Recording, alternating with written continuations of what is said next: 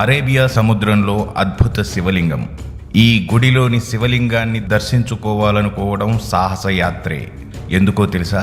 సముద్రపు అలలు ఉప్పొంగినా, నిర్ణీత సమయం మించిన దర్శనానికి వెళ్ళిన వారందరూ శివ సాన్నిధ్యం పొందడమే. ఇంతటి ప్రమాదకరమైన ఆలయం గురించి తెలుసుకుందాం.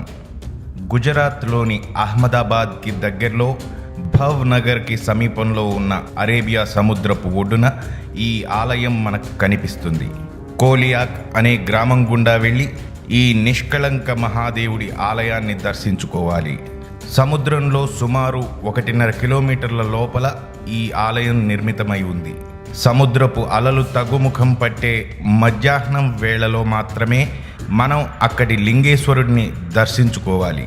ఇక్కడ నందీశ్వరుడితో పాటు 5 లింగాలు ఉంటాయి. మధ్యాహ్నం 2 గంటలు దాటిన తరువాత ఆలయ ప్రవేశం ఉంటుంది. సాయంత్రం 8 గంటలకు ఎట్టి పరిస్థితుల్లోనూ తిరిగి ఒడ్డుకు చేరుకోవాల్సిందే. ఏ మాత్రం ఏమరుపాటుగా ఉన్నా సమయం దాటిందంటే మాత్రం గుడితో పాటు మనము సముద్రంలో కలిసిపోవాల్సిందే. దూరం నుంచి చూస్తే కేవలం ధ్వజస్తంభం మాత్రమే కనిపిస్తుంది. అలల తాకిడిని తట్టుకోవడానికి కట్టిన తాళ్ల సహాయంతో జాగ్రత్తగా వెళ్ళి స్వామివారిని దర్శించుకోవాలి. కురుక్షేత్ర సంగ్రామం తరువాత పంచపాండవుల చేత ప్రతిష్ఠింపబడి పూజింపబడిన 5 లింగాలలో ధర్మరాజుచే ప్రతిష్ఠింపబడిన ప్రధాన లింగాన్ని పూజించడం వలన భక్తుల కోరికలు నెరవేరుతాయట. తమను వదిలి వెళ్ళిన ఆత్మీయుల అస్థికలను ఇక్కడ కలపడం ఒక ప్రత్యేకత. పౌర్ణమి రోజున ఈ ఆలయ సౌందర్యం ద్విగుణీకృతం అవుతుంది. చంద్రకాంతిలో లింగేశ్వరుడి దర్శనం అద్భుతం. ఇక్కడ పూజారులు ఎవరూ ఉండరు. భక్తులే స్వయంగా పూజలు చేసుకోవాలి.